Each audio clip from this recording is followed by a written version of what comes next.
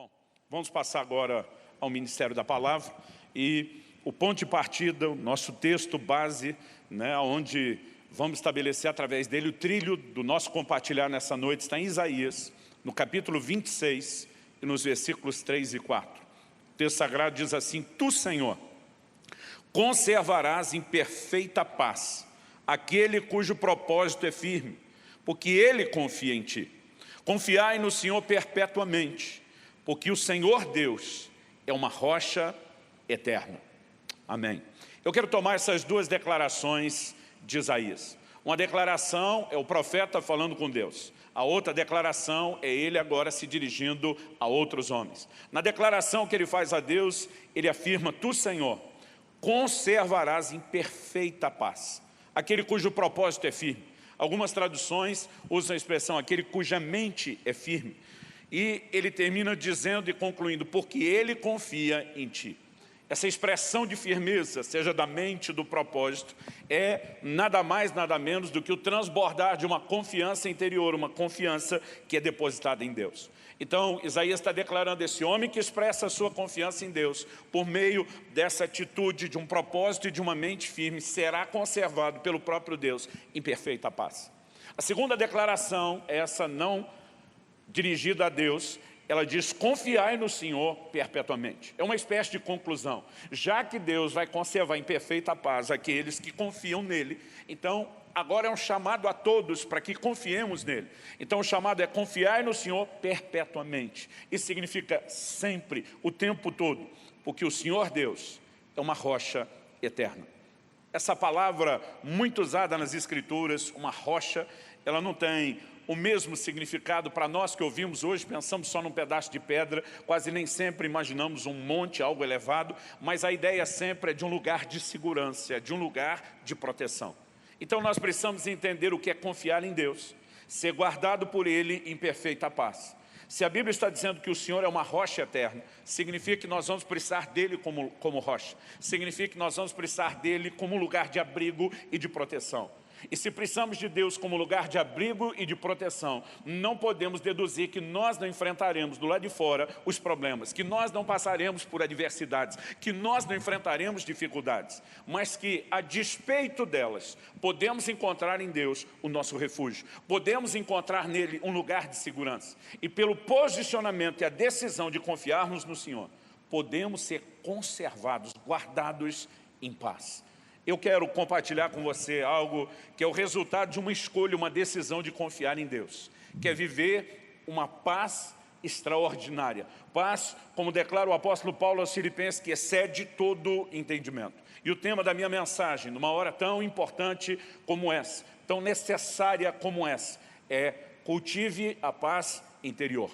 Estamos diante de um desafio e a minha palavra não se limita apenas ao enfrentamento dessa crise do coronavírus, dessa virada de 2019, início de 2020. Eu acredito que a aplicação desses princípios torna essa palavra atemporal. Ela pode ser aplicada em qualquer momento e circunstância, com ou sem crise, e havendo crise, não importa qual seja esse tipo de crise. Mas o que eu quero chamar a sua atenção, para que a gente entenda melhor essa declaração de Isaías e a importância que ela tem de confiarmos em Deus para sermos guardados em paz, eu quero chamar a sua atenção de que no ensino bíblico, o verdadeiro problema normalmente não é aquilo que está do lado de fora, nas circunstâncias, e sim do lado de dentro, na reação que eu e você no íntimo temos diante daquilo que vamos enfrentar do lado de fora. Então olhamos para declarações da palavra de Deus que deixam claro isso. Eu lembro de um versículo que desde que eu era garoto, eu vi meu pai repetir algumas vezes. Provérbios 24:10 diz: se te mostras frouxo no dia da angústia, a tua força será pequena. Eu me lembro dessas declarações. Há um dia de angústia, há um dia de adversidade, há um dia onde eu e você podemos enfrentar provas. E a forma como nós reagimos diante desse tipo de angústia ou situação determina se teremos ou não força. Quem se mostra frouxo, fraco, na maneira como reage diante da angústia, vai ter uma força pequena, uma força reduzida ou ausência de forças. O próprio Senhor Jesus, em João, no capítulo 16 e no versículo 33, ele diz: no mundo tereis aflições. Enfrentar problemas não é uma questão de possibilidade, é só uma questão de quando vai acontecer. Mas Jesus disse, no mundo tereis aflições, mas tende bom ânimo. Em outras palavras, Jesus estava dizendo, não importa o que esteja acontecendo do lado de fora. O importante é que do lado de dentro você decida ficar bem. E nós precisamos entender que isso não é apenas escolher ser positivo em vez de ser negativo. Nós estamos falando a respeito de confiar em Deus. Nós estamos falando de fé. Nós estamos falando de uma atitude de dependência no Senhor. E por que essa decisão de confiar em Deus e ser guardado em paz é tão importante? Porque, como falamos, o verdadeiro problema não é aquilo que está do lado de fora. Essa, normalmente, é aquela parte ou aspecto do problema que nós enxergamos. Mas o verdadeiro problema, ou o primeiro problema a ser enfrentado, ele está do lado de dentro. E o primeiro ponto que eu quero destacar, ao construir essa ideia bíblica da importância de se cultivar a paz interior, é que nós precisamos reconhecer a realidade dos problemas internos. E agora estamos falando de sentimentos, de pensamentos, de atitudes, de reações que eu e você podemos ter diante da adversidade. E segundo aos Coríntios, no capítulo 7, no versículo 5, o apóstolo Paulo diz assim, porque chegando nós à Macedônia, nenhum alívio tivemos. Ele não está falando apenas de problema, mas ele está dizendo, nenhum alívio tivemos. E diz, pelo contrário, em tudo fomos atribulados. Então ele está falando de um momento não só difícil, onde não houve alívio, onde houve tribulação em tudo, né, o tempo todo, em todas as áreas. E ele conclui e resume essa ideia do que era em tudo ser atribulado assim, lutas por fora, temores por dentro. Paulo dá o mesmo peso para aquilo que acontece do lado de dentro, os temores diante dos problemas que estão acontecendo do lado de fora. Ele dá o mesmo peso para o problema interno que ele dá para o problema externo. Porque aquilo que eu e você sentimos, a nossa atitude interior, é algo muito sério. E nós precisamos entender que nesse departamento interior, nós travamos a primeira batalha. Em Deuteronômio, no capítulo 32, dos versos 22 a 25, não vou ler o texto todo, mas Deus estava anunciando o juízo que viria à nação de Israel, se eles decidissem se afastar de Deus, se voltar aos ídolos, se eles pecassem contra o Senhor. E o resumo de todo o juízo termina com uma frase, uma declaração que diz o seguinte, por fora devastará a espada. Então o termo devastará a espada está falando da guerra e da assolação que ela produz. Mas depois ele diz, e por dentro, o pavor. Em outras palavras, Deus estava dizendo que o pavor teria um poder interior de assolação, assim como a guerra tem um poder exterior de assolação. Não podemos ignorar a realidade do que a Bíblia descreve como um problema interno. Em Lamentações de Jeremias, no capítulo 1, no versículo 20, nós encontramos uma oração que mostra o que é o peso de um coração transtornado dentro da pessoa. A oração e o clamor é, olha, Senhor, porque estou angustiada, a minha alma se agita, o meu coração está transtornado dentro de mim. Então olhe para os termos dessa declaração, angústia, alma agitada e coração transtornado. E quero falar disso nesse momento de uma forma específica, porque algo tem acontecido. Ao longo de toda a minha vida e da minha existência, não vivi cenários de conflitos, como de guerra e situações terríveis que muita gente já passou. Mas ao longo da minha vida, nunca vi tanta gente ao mesmo tempo reagir com medo, como estamos vendo durante a crise do coronavírus. Semana passada recebi um texto do pastor Elias Dantas chamado O Conto dos Dois Vírus. Ele fala que o primeiro vírus é o próprio corona, que tem se espalhado pelo mundo. E apesar de todo o dano que tem trazido, não quero minimizar o dano, tocou muito pouca gente ainda em termos percentuais em relação ao resto do planeta. Mas ele diz que o segundo vírus é o medo do primeiro. E o medo do primeiro já infectou a maioria das pessoas. Nós precisamos entender quão sério é essa atitude interior de medo, de ansiedade, de preocupação, porque muitos estão preocupados não apenas com a sua saúde, estão preocupados legitimamente com a saúde de outros, de gente querida, amada, de gente do círculo próximo, da própria família, que talvez esteja no grupo de risco. Algumas pessoas estão preocupadas, graças a Deus por essa preocupação, com gente que eles nem conhecem, porque afinal de contas são seres humanos, estão preocupados com o caos ou o colapso do sistema de saúde. Agora, o que nós precisamos entender é que ainda que no nosso coração possa haver esse nível de preocupação que gera empatia, intercessão, dor, nós não podemos permitir que isso se avolume como uma ansiedade, um peso interior. Outros estão preocupados, porque nesse momento já pararam de trabalhar durante o isolamento, de produzir. Estão se questionando como serão as coisas depois que voltarmos e sem contar a ansiedade de não saber quando vamos voltar ao trabalho. Como estará a economia? Qual será o nível de recessão que enfrentaremos depois? E muitas vezes esse posicionamento tem nos levado a um lugar que nos destrói interiormente. Então, vamos considerar o que a palavra de Deus fala a respeito dessa questão interior do medo, do pavor, da ansiedade, da preocupação. No livro de Deuteronômio, eu quero ler alguns desses versículos. No capítulo 20, dos versículos 1 a 3, Deus começa a dar instruções sobre quando a nação de Israel for sair à guerra. E uma das primeiras instruções é que não fosse permitido ou tolerado o medo dentro deles. Por quê? Se o medo entrasse no coração daqueles guerreiros, a batalha estava perdida antes de ser travada. E tem muita gente sendo vencida nesse primeiro estágio, que diz respeito a sentimentos, a atitudes interiores, a preocupação e a ansiedade. Então, a declaração de Deus, a partir do verso 1 ao 3 de Deuteronômio 20 é: quando vocês saírem para fazer guerra aos seus inimigos e virem cavalos, carros de guerra e um povo maior em número do que vocês, não tenham medo deles, pois o Senhor, seu Deus, que os tirou da terra do Egito, está com vocês. Deus está dizendo que a razão para não ter medo não é fingir que não tem problema, é reconhecer que, a despeito do problema, nós podemos desfrutar a presença de Deus e, por conseguinte, a intervenção e a manifestação do poder desse Deus que está presente conosco.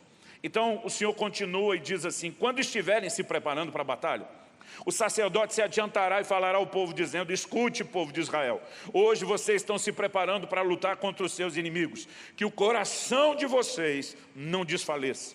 Não tenham medo, não tremam, nem fiquem apavorados diante deles. Eram instruções muito específicas. E aqui não era apenas o comandante do exército, não era apenas a voz de um líder militar tentando encorajá-los. Deus disse: isso é papel do sacerdote, isso era papel dos ministros. Por quê? Porque esse é um assunto espiritual. Vai afetar a sua vida natural, mas é um assunto espiritual. Então, no versículo 8 de Deuteronômio 20, vou pular agora do 3 até onde lemos para o 20, Deus diz: e os oficiais continuarão a falar com o povo, dizendo: existe aqui entre nós algum homem medroso e de coração tímido? Vá e volte para casa, para que os seus irmãos não acabem ficando com medo também. O medo não apenas comprometeria a capacidade daquele guerreiro, mas ele se espalharia. E eu quero te dizer, há um contágio que foi muito mais rápido. Hoje em dia, quando algo se espalha depressa, mesmo na internet, a gente diz viralizou, porque normalmente o vírus se comunica e tem um contágio muito acelerado, como temos visto. Mas o que viralizou antes e mais rápido que o próprio coronavírus foi o medo. Nós precisamos entender, Deus não tolerava que eles lutassem com medo, porque a batalha estaria perdida antes de ser travada. E aqueles que permanecessem com medo não só comprometeriam o resultado da batalha no seu desempenho e performance pessoal, mas poderiam ser um instrumento de contágio para influenciar e derrubar os demais. Essa é uma hora e uma atitude que nós precisamos entender, que também estamos travando uma guerra. Não precisamos espiritualizar, não precisamos tornar essa situação mera e unicamente espiritual, mas não deixe de ser uma guerra. Uma guerra e uma batalha não só com o vírus, mas com todas as circunstâncias que se desdobrarão a partir daquilo que aconteceu. E se nós, de fato, escolhemos confiar em Deus, nós vamos precisar trilhar um caminho de dependência do Senhor para enfrentar o que quer que seja e o que quer que venha depois. Muitos estão sendo, nesse momento, assolados, literalmente assolados, dentro de si, no seu íntimo, no seu interior, pela ansiedade, pelo medo e pelas preocupações. Billy Graham, finado Billy Graham, grande homem de Deus, disse: a ansiedade é o resultado natural de centralizarmos nossas esperanças em qualquer coisa menor do que Deus e sua vontade para nós. Essa é uma hora que precisamos lembrar do que é depender de Deus. Precisamos lembrar do que é confiar em Deus. Então, assim como existe um problema interior, como descrevemos, o medo, a ansiedade, as preocupações, é necessário que haja um posicionamento também interior, uma atitude interior para resistir esse medo que tem um poder devastador tão grande. Então, eu quero falar um pouco a respeito da importância dessa atitude. Nós começamos vendo em Isaías 26, no versículo 3, que Deus vai nos conservar em perfeita paz. Isso fala de algo que Deus faz. Mas a Bíblia diz que Deus vai conservar em paz aquele que confia no Senhor. Então existe algo que nós fazemos. E nós precisamos entender o que é essa sociedade, o que é essa interação entre o homem e Deus, o que é a parte de Deus e o que é a parte humana. Porque nem Deus vai fazer o que Ele quer fazer sozinho, e nem o homem pode sozinho lidar com essa situação. Então, no Novo Testamento encontramos uma declaração do Senhor Jesus que nos mostra a junção dessas duas coisas, a intervenção divina e a responsabilidade humana. Em João, no capítulo 14, no versículo 27, Jesus diz: deixo-vos a minha paz vos dou. Não vou lá dou como o mundo a dá. Ele diz: não se turbe o vosso coração. Eu quero ler esse mesmo texto na Nova Almeida atualizada. Ele diz: deixo com vocês a minha paz lhes dou. Não lhes dou a paz como o mundo a dá. Que o coração de vocês não fique angustiado, nem com medo. O que nós precisamos entender é, embora a paz proceda de Deus, é Deus que nos concede em perfeita paz. Paulo, escrevendo aos Gálatas, se refere à paz como fruto do Espírito. Agora, se por um lado Jesus está dizendo, eu deixo a minha paz, e ela vem de Deus, por outro, ele diz que vocês não permitam que o coração de vocês fique com medo, fique angustiado. E aí é a nossa decisão. Eu diria que isso é algo parecido com quando a gente pensa no fogo, né? A paz que Deus quer trazer é como fogo. Mas nós temos a responsabilidade de colocar a lenha, de manter esse fogo aceso. E isso está relacionado com a nossa atitude. Precisamos entender que não só uma atitude interior, mas há uma intervenção de Deus que pode se manifestar no nosso íntimo.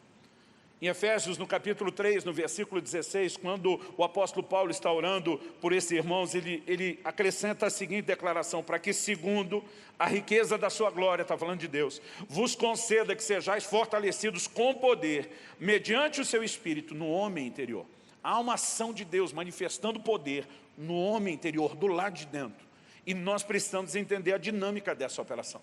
Porque muitas vezes pensamos no poder apenas como uma manifestação da unção, da glória, da atuação dos dons. Há um revestimento de forças interior, para que eu e você possamos vencer o medo e a ansiedade e tudo aquilo que tem sido a nossa verdadeira batalha no íntimo. Eu olho para alguns relatos da Bíblia e eu me inspiro, seja no Velho ou no Novo Testamento, nós vamos encontrar gente que entendeu a importância de uma atitude interior correta. Por exemplo, quando aqueles 12 espias enviados por Moisés voltam dos 40 dias olhando a terra de Canaã, 10 deles voltam com relatório de desânimo. Ele diz, olha, a terra até que é boa, mas tem gigantes. Os gigantes habitam em cidades fortificadas. As cidades fortificadas estão no alto dos montes. E a Bíblia nos mostra que a fé vem por ouvir a palavra de Deus. Mas eu gosto de dizer que a dúvida também vem por ouvir e ouvir qualquer coisa contrária à palavra de Deus. A Bíblia diz que o coração do povo se derreteu ouvindo esses homens. Mas dois daqueles 12, diferente dos primeiros 10, Josué e Caleb, eles têm um outro discurso. Eles começam a reconhecer a realidade do problema, não ignoram os gigantes, mas eles começam a dizer, ausentou-se deles a sua segurança. O Senhor é conosco, nós não vamos temê-los, nós vamos consumi-los como pão. Nesse momento, eles estão mostrando que decidiram colocar os olhos em Deus, confiar em Deus e não se deixar abater diante das circunstâncias. Quando vamos para o Novo Testamento, em Atos 16, encontramos Paulo e Silas. Foram presos pregando o evangelho na cidade de Filipos. Imagino que muito crente no lugar dele estaria resmungando com Deus, reclamando com Deus, que por ter obedecido tinha dado tudo errado. Mais diferente, a Bíblia diz lá pela meia-noite. Meia-noite é aquela época diferente de hoje, quando alguns de nós ainda nem fomos dormir. Era metade da noite mesmo. A Bíblia diz lá pela meia-noite, esses dois estavam acordados, não deixavam ninguém dormir. Porque a Bíblia diz que eles oravam, cantavam louvores e os presos escutavam. Qual é a atitude interior desses dois? Não importa o que enfrentamos do lado de fora, nós não vamos deixar de acreditar em Deus, nós não vamos deixar de confiar em Deus, nós não vamos deixar de buscar a Deus. Muita gente, diante das circunstâncias, rapidamente deixa de buscar o Senhor. E os problemas só revelaram a falta de conexão que já havia dentro delas. Enquanto esses dois estão orando e cantando louvores, um terremoto vem sobre o cárcere, as cadeias se abrem, porque nesse ambiente onde nós focamos em Deus e não no problema, que as maiores manifestações dos céus acontecem. Você pode olhar para as Escrituras, você pode olhar ao longo da história e você vai perceber que isso se repete. Então, se nós queremos viver as manifestações de Deus, não é hora de nos assustarmos com o que está acontecendo do lado de fora. E eu não quero diminuir a gravidade do que está acontecendo do lado de fora. Eu quero exaltar o Deus em quem eu e você podemos confiar, a despeito do que aconteça do lado de fora. E olhando para as Escrituras, eu vejo gente que teve o posicionamento correto. E é importante você entender que decidir não ceder à ansiedade, à preocupação, né, ao medo, preocupação, eu falo daquilo que nos destrói. Porque eu não quero vender uma imagem aqui de irresponsabilidade. Eu, por exemplo, tenho construído o meu futuro porque decidi ser responsável nas minhas escolhas, me preparando para uma série de coisas. A palavra de Deus mostra que quando o Senhor revela que haveria 7 anos de prosperidade, Ele dá essa revelação a José, que, por sua vez, junto com a revelação comunicada ao faraó, dá um conselho. Ele diz, aproveita os 7 anos de prosperidade para estocar. Trabalha com provisionamento, para que quando a crise chegue, você possa sobreviver a ela. Então, eu não estou dizendo que a palavra de Deus não fala sobre a importância de você racionalmente ser responsável. Eu estou falando daquele outro nível de preocupação que é doentia. Porque nesse momento tem gente que se preparou para enfrentar um problema de saúde, se ancorando o quê? Nos seus bons planos, nos seus recursos e num sistema de saúde que funcione. E se nós estivermos diante de um colapso, o que adiantou tudo isso? Então mesmo os responsáveis, gente que juntou dinheiro para enfrentar uma crise, mas não tem noção, mesmo com dinheiro guardado, do que será uma recessão que possa vir depois. Então a pergunta é, como nós estamos agindo em relação ao futuro? Preocupações no sentido de questionamentos que começam a nos destruir por dentro, antes mesmo do cenário se desenvolver. Olhando para as Escrituras, eu percebo o ensino claro do nosso Senhor Jesus, que mostra que ansiedade e fé estão em rota de colisão, são coisas completamente opostas. Em Mateus, Evangelho de Mateus, no capítulo 6, eu quero ler do versículo 25 a 34. São vários versículos, mas são palavras de Nosso Senhor que ainda servem de instrução para mim e para você. Jesus diz, por isso digo a vocês, não se preocupem com a sua vida. Aqui ele não está falando da preocupação responsável.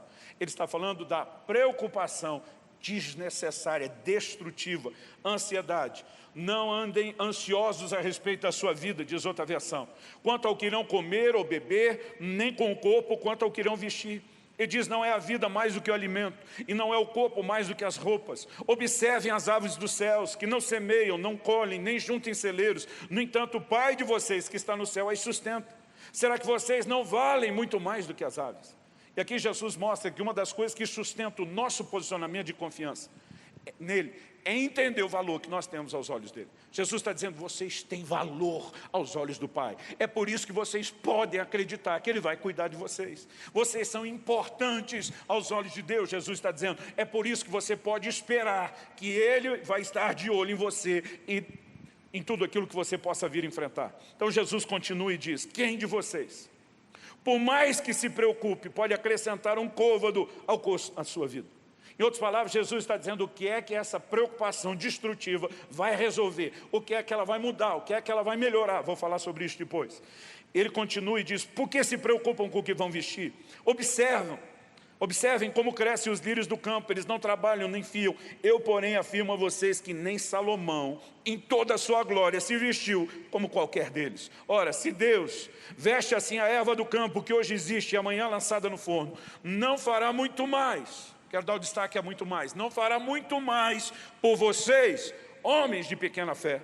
Portanto, não se preocupem dizendo que comeremos, que beberemos ou com que nos vestiremos. Jesus diz que quem está cedendo a esse nível de ansiedade e preocupação é alguém classificado como gente de pequena fé. Depois ele diz, porque os gentios... Então aqui ele está falando dos povos que não conhecem nem temem a Deus. Os gentios é que procuram todas essas coisas. Correr atrás do que é material. Desesperados, sem ter uma fonte de confiança como nós podemos ter em Deus. Ele diz, o Pai de vocês, que está nos céus, sabe que vocês precisam de todas elas. Mas busquem em primeiro lugar o reino de Deus e a sua justiça. E todas essas coisas lhes serão acrescentadas. Jesus está dizendo, priorize Deus, seu relacionamento com Deus. E o resto vem a reboque. Eu vi muita gente que estava dizendo, pastor, eu não tenho tempo de ler a Bíblia, eu não tenho tempo para ter um devocional decente, porque a minha vida é corrida. Mas eu tenho visto gente agora, que depois de 2 semanas de confinamento, reclama do tédio de não ter o que fazer, mas continua não orando, nem lendo a Bíblia, nem buscando a Deus. Porque, na verdade, quando algo é importante para nós vamos arrumar tempo para aquilo. E não importa como a vida de alguém é corrida. Se Deus ocupa um lugar de importância, você vai separar tempo para Ele. Agora, quem não criou esse nível de convicção, quando tem tempo sobrando e não sabe o que fazer com ele, também não sabe buscar Deus, porque nunca treinou isso como deveria. Eu acredito que essa é uma hora de nós realinharmos valores dentro de nós. E Deus precisa ser, de fato, quem está em primeiro lugar. O reino de Deus precisa ser buscado em primeiro lugar. E nós precisamos fazer isso crendo que o Senhor vai cuidar do resto. Olhando para as Escrituras, ainda vejo Jesus, que termina no verso 34, dizendo: portanto, não se preocupem com o dia de amanhã. Ele diz: pois o amanhã trará os seus cuidados, os seus problemas. Ele diz: basta a cada dia o seu próprio mal. Meu pai resumia esse texto dizendo: viva um dia de cada vez. Encare um problema de cada vez. Nesse momento nós já temos vários problemas no presente para nos ocupar. Nós não podemos nos antecipar a desdobramentos econômicos ou do sistema de saúde de uma forma como não sabemos e sermos destruídos pelo medo. Alguns estão dizendo que o medo, além do dano emocional, espiritual, que eu estou tentando destacar aqui atrás, ainda pode comprometer a tua imunidade e te deixar ainda mais vulnerável. Nós precisamos ouvir o ensino do Senhor Jesus. O apóstolo Paulo também fala sobre a ansiedade. Em Filipenses, no capítulo 4, no versículo 6, ele diz: não andeis ansiosos de coisa alguma. Coisa alguma significa nada, absolutamente nada. Não andeis ansiosos de coisa alguma. Qual é o contraponto disso? Ele diz, no mesmo versículo: em tudo, porém, sejam conhecidas diante de Deus as vossas petições, pela oração, pela súplica, com ações de graças. A pergunta é: existe algo nos incomodando? Sim. Estamos levando isso a Deus? Se estamos levando isso a Deus em oração, isso mostra que nós estamos confiando em Deus. Se não estamos levando isso a Deus em oração, mostra que a nossa preocupação é gratuita e será danosa.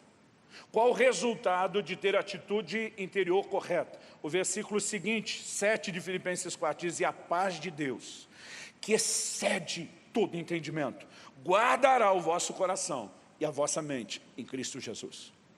Eu vou repetir: a paz de Deus que excede todo entendimento. Não há explicação para quando você cede a esse lugar interior de fé e confiança do que Deus pode fazer dentro de você. De vez em quando eu vejo gente dizendo: pastor, o senhor fala como quem não tem problema.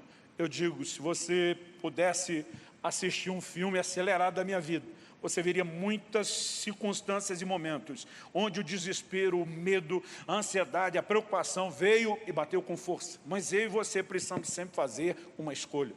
Há quase 22 anos atrás, quando Israel, meu filho primogênito, estava nascendo, nós tivemos uma complicação muito séria na hora do parto. Israel está vivo hoje por um milagre. Isso são declarações de médicos que nem tinham a mesma fé como eu tenho. Foi o reconhecimento deles. Eu vi uma intervenção de Deus, mas na hora que bateu aquele desespero, que estava me destruindo por dentro, porque o medo tem esse poder de destruir. Eu lembro que o Espírito Santo me chamou a atenção para a necessidade de fazer uma escolha. E eu decidi vencer aquilo, eu decidi confiar. E naquele momento algo sobrenatural aconteceu. O medo desapareceu. A paz que excede o entendimento, que a gente não consegue explicar, encheu o meu coração. E depois, do lado de fora, nas circunstâncias, eu vi uma ação e uma intervenção de Deus. Mas nós precisamos reconhecer que a escolha de confiar em Deus vai guardar o nosso coração e a nossa mente. Porque ele está dizendo de um coração e mente que precisam ser guardados. Porque se a ansiedade, medo ou preocupação, o nosso íntimo está sendo destruído. Mas quando a paz de Deus entra, quando nós entramos nesse lugar de paz interior, a despeito do que está acontecendo do lado de fora, não há dano para o coração, não há dano para a mente. Assim como Isaías 26 diz que o Senhor vai conservar em perfeita paz. Isso fala de Deus nos guardando, de Deus nos protegendo. Eu gosto de uma declaração de John Blanchard. Ele diz: a ansiedade nunca fortalece você para o amanhã, ela apenas o enfraquece para o dia de hoje. Esse posicionamento doentio de medo, preocupação e ansiedade não está melhorando o seu futuro, está piorando o seu presente. Jesus disse: você não pode acrescentar com as suas preocupações um côvado à sua vida. Você não vai mudar absolutamente nada.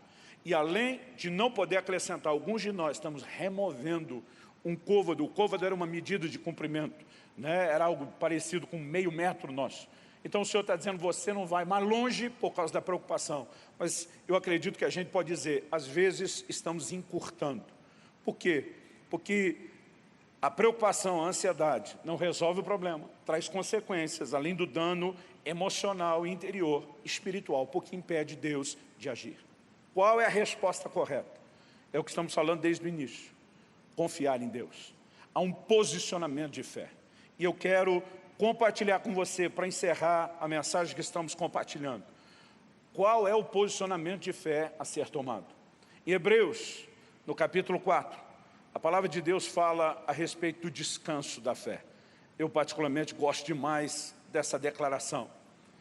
Hebreus no capítulo 4, e no versículo 3, a Bíblia diz: nós, porém, que cremos, entramos no descanso. Há um descanso físico que ele falava sobre o povo do Velho Testamento que não alcançou quando entraram em Canaã. Ele fala de algo espiritual que nós estamos aguardando em Deus, ligado ao desfecho de todas as coisas. Mas eu quero te dizer, se há uma guerra interior, quando não há fé e confiança, quando nós entramos nesse lugar de fé e confiança, há um descanso interior.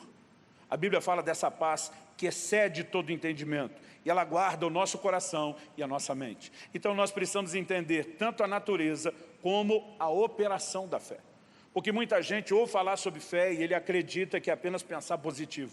Nós precisamos entender a natureza da fé. A fé se manifesta e ela produz resultados quando nós encontramos esse lugar de tranquilidade interior. Eu gosto de dizer que a fé tem pelo menos 2 estágios distintos. Antes de operar do lado de fora, mudando as circunstâncias, ela primeiro precisa operar do lado de dentro, dominando o medo, o pavor, a ansiedade, a preocupação. Ela primeiro é uma batalha que é travada do lado de dentro, uma guerra contra pensamentos e sentimentos. Para depois, de bem-sucedida desse primeiro estágio, então ela produzir resultados do lado de fora. Então eu quero te dar alguns exemplos. A palavra de Deus diz em Isaías 30:15, porque assim diz o Senhor Deus, o Santo de Israel, na conversão e no descanso, observe a frase descanso, está a salvação de vocês. Salvação aqui não tem essa aplicação espiritual do Novo Testamento. Está falando de livramento, de socorro, de ajuda. Então no descanso está o socorro, o livramento, a ajuda de vocês. O texto continua e diz, na tranquilidade, na confiança, reside a força de vocês. Em primeiro lugar, Deus relaciona confiança com tranquilidade. Porque quem tem um posicionamento de confiança não tem medo. E quem tem medo, normalmente não está tendo a confiança. Deus diz, na tranquilidade e na confiança, reside a força de vocês. Se por um lado, quando a Bíblia diz em Provérbios 24, se te mostrares frouxo, no dia da angústia, tua força será pequena. Por outro lado, a Bíblia diz, se entrarmos nesse lugar de tranquilidade e confiança, é ali que reside a nossa força. Porque a fé primeiro opera aqui dentro. Em Hebreus, no capítulo 11, no versículo 34, a Bíblia, quando nos dá aquela galeria dos heróis da fé, fala de gente que operou primeiro nesse estágio interior, antes de viver os resultados exteriores. E um dos exemplos dados são os amigos de Daniel. Hebreus 11:34 fala que alguns pela fé apagaram a força do fogo. Uma clara menção a Sadraque, Mesaque e Abdinego, como nós lemos em Daniel no capítulo 3. Agora, observe que a Bíblia não diz que a fé deles apagou o fogo. Tem muito crente vivendo uma ficção na sua cabeça a respeito do que é fé. Ele imagina a fé quase como se fosse uma varinha de condão para ser batido no problema que tem que instantaneamente, imediatamente desaparecer. Eu quero te dizer, nem sempre, aliás, quase nunca, são raras exceções, nós vamos ver a fé produzindo resultados imediatos do lado de fora. Normalmente, antes de produzir um resultado do lado de fora, ela primeiro precisa produzir um resultado do lado de dentro. O que esses homens fizeram pela fé não foi apagar o fogo, foi apagar a força do fogo. O que significa isso? O fogo continuava aceso, mas não produzia dano sobre eles. A primeira coisa que eu e você precisamos entender na natureza da fé é que ainda que a circunstância não mude, nós nos colocamos num lugar em Deus de confiança, onde somos conservados e guardados por Ele, a ponto de não sofrer dano. Aliás, foi exatamente isso que Deus prometeu em Isaías 43:2. Ele diz, quando passares pelas águas. Note que o texto não diz se você passar, diz quando passar. Porque a questão não é se vai acontecer, é quando é que vai. Nós enfrentaremos problemas, ponto final. A Bíblia não prometeu um evangelho, uma fé, onde você não está exposto a nenhum tipo de problema, adversidade. Mas a Bíblia diz, quando passares pelas águas, elas não te afogarão. Deus está dizendo, O importante é que você não deixe o que está acontecendo lá de fora te destruir. Então não importa se eu tenho que enfrentar as águas. O que importa é que eu não deixe elas me afogar. Tem gente se afogando, se perdendo nessa guerra interior, antes de ter travado qualquer batalha do lado de fora. Aí o texto continua e diz, quando passares pelo fogo, ele não te queimará e a chama não arderá em você. Deus está dizendo o seguinte, que independente do fogo, está ardendo lá de fora, ele não precisa me queimar, ele não precisa me destruir. Então o primeiro resultado da fé não é mudar o que acontece lá de fora, é blindar a mim e a você no meio do problema, para que a gente não seja afetado por aquilo que está acontecendo. O livro de Daniel, falando de Sadraque, Mesaque e Abdinego, quando saem da fornalha, a Bíblia diz que as pessoas reconheceram que o fogo não teve poder algum sobre eles. Então tem um momento onde eles saem do fogo, sim. Tem um momento onde as circunstâncias mudam, graças a Deus. E eu e você temos que esperar que isso aconteça na nossa vida, mas antes, nós precisamos apagar a força do fogo e não deixá-lo ter domínio sobre nós. Então a questão agora, não importa o que eu e você estejamos enfrentando num momento como esse, principalmente de problemas que estão sendo ampliados exponencialmente por essa crise que desconhecemos o seu desfecho, nós precisamos ter uma atitude de confiar em Deus. Alguém disse que o verdadeiro problema não é aquilo que está do lado de fora, é aquilo que está do lado de dentro, é a forma como nós olhamos para aquilo, é a maneira como nós nos relacionamos com o que acontece do lado de fora. Precisamos de uma escolha. Assim como no dia do parto do meu filho, eu precisei, em primeiro lugar, apagar a força do fogo e vencer o medo, para depois ver a intervenção do lado de fora. Ao longo das Escrituras vamos encontrar a repetição desse padrão.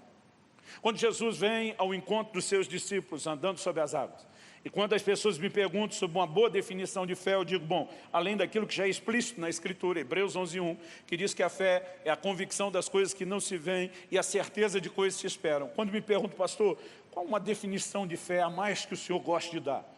Eu gosto de tomar como exemplo esse episódio, de quando Jesus vem andando sobre as águas, a tempestade está rolando solto, e antes de intervir na tempestade, Jesus mostra que ele não tem nenhum medo dela e que ele pode se mover sobre ela. Quando Pedro vê Jesus chegando, e a mensagem de Jesus é não temas, porque normalmente essa declaração é muito repetida num contexto onde se espera fé, daqui a pouco eu volto a falar disso. Pedro olha para Jesus e diz, és tu, manda-me ter contigo. Jesus olha para o Pedro e diz, vem. E o Pedro sai. Ele anda sobre as águas, ou como disse alguém muito bem, ele anda sobre a palavra de Jesus, que ele decidiu acreditar. E normalmente as pessoas gostam de falar do Pedro que não acreditou. Eu gosto de olhar para o Pedro que acreditou. Em algum momento ele deixou de acreditar, sim. Então vai lá a minha definição de fé. Fé é olhar para Jesus no meio da tempestade. Agora, se você quer saber a minha definição de incredulidade, incredulidade é olhar para a tempestade em vez de olhar para Jesus.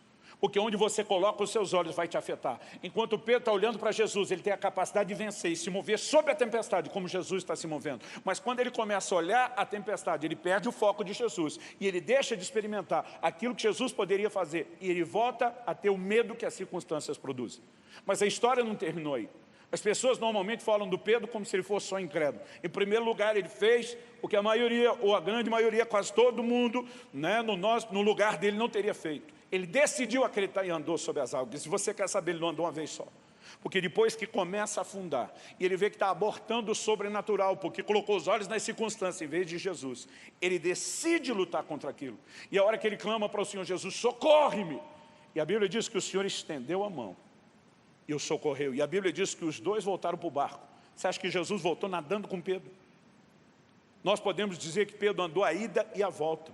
Ele, depois de começar a abortar o processo, tem um posicionamento de fé, ele luta para não perder aquilo. E o Senhor intervém. Mas é só depois que os dois entram no barco, que a Bíblia diz que a tempestade se acalmou, que o vento cessou. A pergunta é, se a tempestade é que estava trazendo medo e Jesus ia intervir, ele não poderia começar dissipando a tempestade? Não, porque a fé, antes de produzir resultado do lado de fora, ela primeiro precisa produzir resultado do lado de dentro. É depois que eu e você deixamos de temer a tempestade, é depois que eu e você entendemos que com Jesus podemos nos mover sobre ela, que haverá intervenção do lado de fora na circunstância. Isso significa o quê? Que não há compatibilidade entre a fé e o medo, entre a fé e a ansiedade. Muitas vezes nós vamos ver Jesus usando essa expressão para as pessoas, não temas.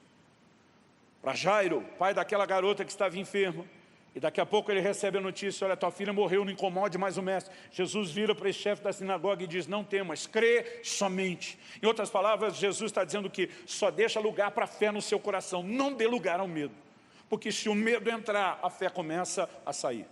Aliás, George Miller, um homem de fé, um dos gigantes e heróis da fé dos tempos modernos, um homem que chegou a sustentar cerca de 6.000 crianças nos seus orfanatos ao longo da sua vida, sem ajuda governamental ou de qualquer instituição que o ajudasse de forma permanente. Alguém que pela fé, alguém que termina os seus dias com milhares e milhares e milhares de orações respondidas e contabilizadas nos seus cadernos de oração. Alguém que pela fé decidiu cuidar desse desafio. Ele costumava afirmar, um homem de fé experimentado, onde começa a fé, a ansiedade termina. Onde começa a ansiedade, a fé termina. Os dois não ocupam o mesmo ambiente, nem o mesmo coração. Quando a fé entra, o medo tem que sair. Mas se nós deixarmos o medo entrar, significa que a fé está saindo. E nós precisamos escolher a fé, que expulsando o medo nos traz tranquilidade ou paz interior.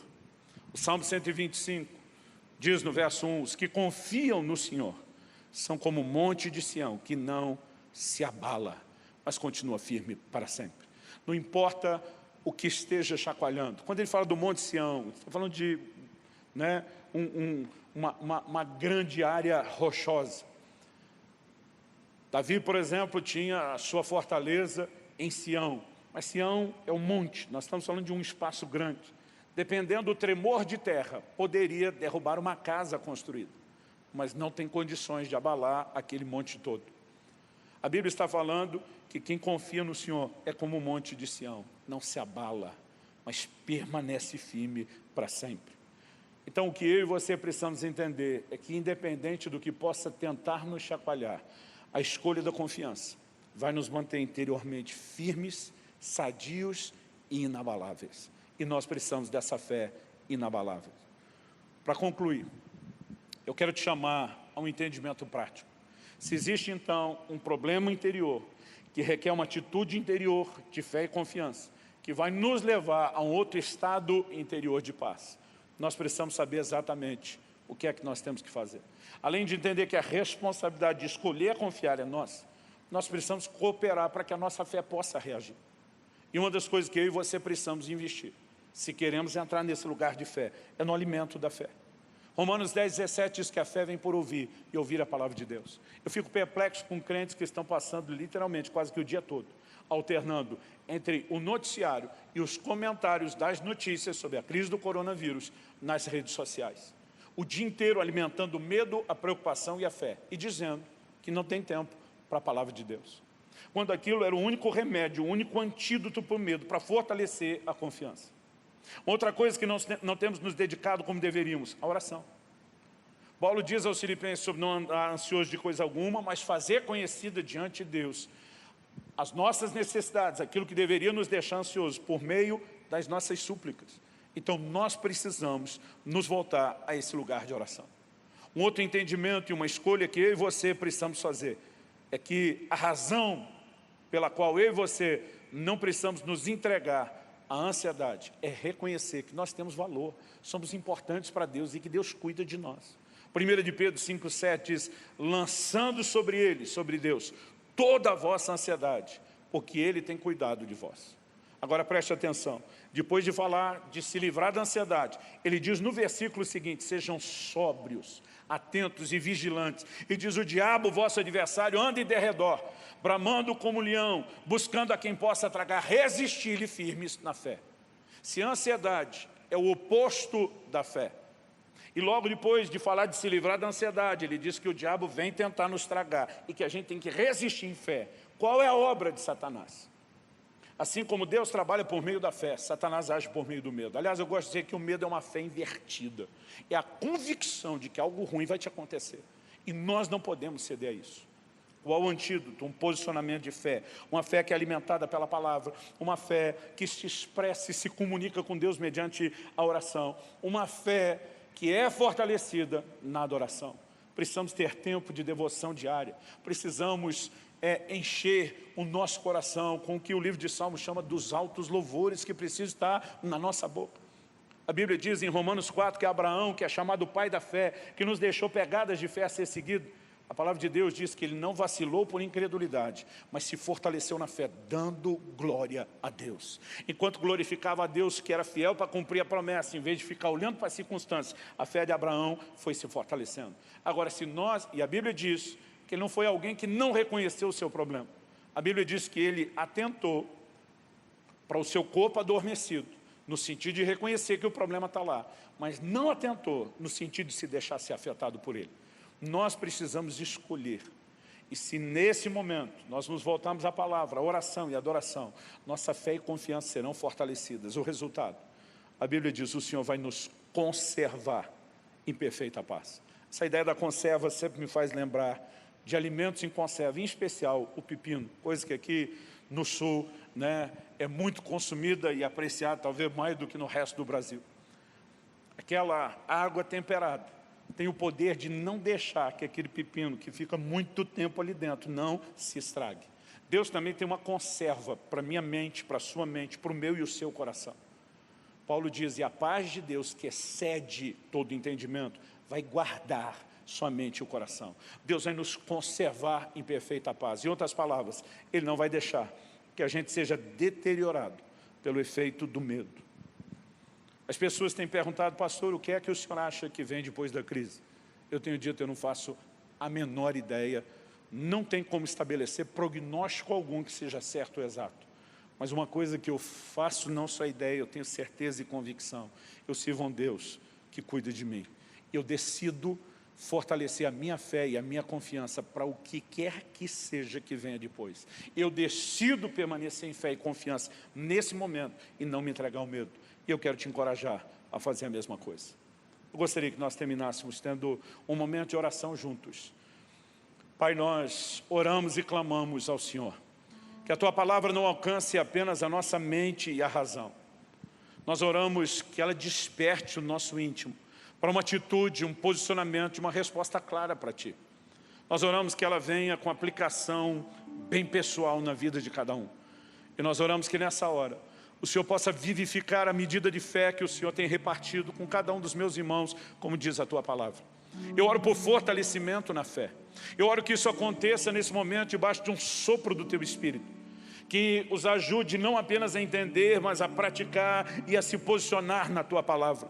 Que porções das Escrituras que já têm alimentado o coração deles, em outros momentos voltem com força, não apenas como uma lembrança comum ao natural, mas como fruto de uma ação sobrenatural do Senhor. Eu oro que nessa hora, aqueles que estão sendo devastados por dentro, pelo medo, como muitas vezes a espada já devastou por fora e assolou por fora nas guerras, eu oro que esse quadro seja mudado por um posicionamento de fé e confiança. Eu oro por uma intervenção do alto na vida de cada um deles. Eu oro por fortalecimento nessa hora, em nome do Senhor Jesus e para a glória de Deus. Que a boa mão do Senhor os envolva, que haja despertamento espiritual e que ao se posicionarem diante do Senhor, experimentem a paz que excede todo entendimento e que ela se manifeste de uma forma tão intensa e poderosa que se torne um atrativo para aqueles outros à volta, amigos, vizinhos, familiares que não conseguiram entrar nesse mesmo lugar. Nós oramos em nome do Senhor Jesus. Antes de terminar, eu quero ainda dar uma breve palavra. Ao longo dos meus anos de ministério, quase sempre que falamos de fé, principalmente quando temos tempo, além do ensino bíblico, para compartilhar experiências que demonstram que esse poder de Deus se manifesta hoje nos nossos dias. Eu costumo ouvir gente que me procure, com palavras diferentes, eles acabam dizendo praticamente a mesma coisa. Muitos me dizem, como eu consigo ter uma fé como a sua? Eu quero muito ter essa atitude de fé, mas parece que eu não consigo. E normalmente meu conselho para essas pessoas é o seguinte: para que você possa ter fé, primeiro você tem que trazer para dentro da sua vida o que a Bíblia chama de o autor da fé. Jesus é chamado nas Escrituras de o autor e o consumador da fé. Não dá para você ter fé sem colocar o autor da fé para o lado de dentro primeiro. E o primeiro passo que você precisa é entregar sua vida a Jesus. Se você não fez isso ainda, eu quero falar de uma forma direta, franca e honesta ao seu coração. Faça isso agora, não deixe isso para depois. Talvez você está aqui nesse momento assistindo e se afastou do Senhor Jesus. Está precisando de reconciliação. E você sente o quanto a fé esfriou dentro de você.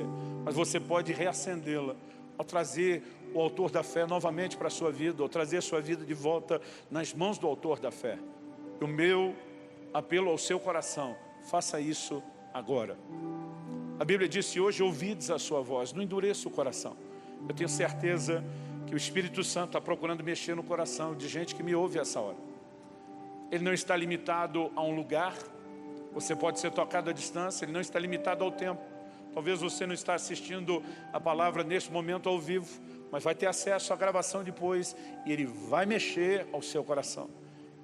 E quando você reconhece, você não deveria lutar contra, deveria ceder.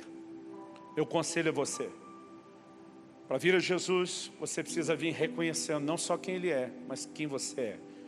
E o reconhecimento de quem você é e de quem Ele é, envolve também o entendimento de reconhecer o que Ele fez. O que é reconhecer quem você é? Precisamos admitir que somos pecadores, já nascemos assim.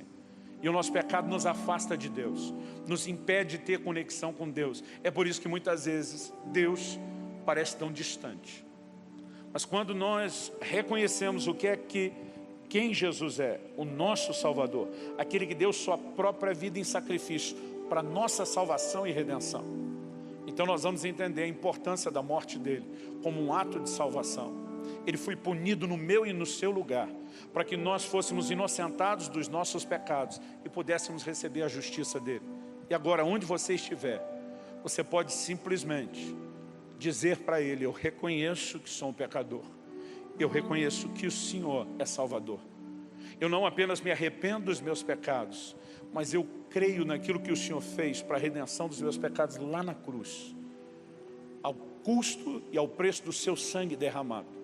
E nessa hora eu creio que os meus pecados foram julgados na sua morte. Eu fui inocentado e pela fé eu me aproprio do seu perdão. É dessa forma simples que você pode trazer Jesus ao seu coração, clamando por Ele, invocando o nome dEle. A Bíblia diz: todo que invocar o nome do Senhor será salvo. E quando você faz isso, algo começa a acontecer dentro de você e a mudança na sua vida. Se você nesse momento decidiu tomar essa decisão de entregar a sua vida a Cristo ou voltar-se para Ele, eu gostaria de alguma forma poder tentar oferecer um pouco mais de ajuda a você. Talvez se você está se reconciliando com Deus, você sabe que a primeira coisa é voltar para a casa de Deus. Talvez não dê para participar das reuniões presenciais tão rápido, mas é necessário que você volte a se envolver com a igreja. Você que está assistindo isso diretamente no nosso canal da Comunidade Alcance em Curitiba, você pode fazer contato conosco por meio dos canais que estão disponibilizados lá no site, e nós vamos tentar oferecer ajuda. Se você é de outra cidade, podemos tentar sugerir, encaminhar você para outras igrejas, ou para que outros líderes possam entrar em contato com você. Mas se você tomar essa decisão, o primeiro nível de confiança e fé que você tem que ter é que Deus vai dirigir os seus passos, os seus caminhos. Mas é importante que você se una à família da fé e se deixe ser fortalecido. Muito obrigado pelo seu tempo, pela sua atenção, pela sua decisão. Que Deus te abençoe ricamente, em nome de Jesus.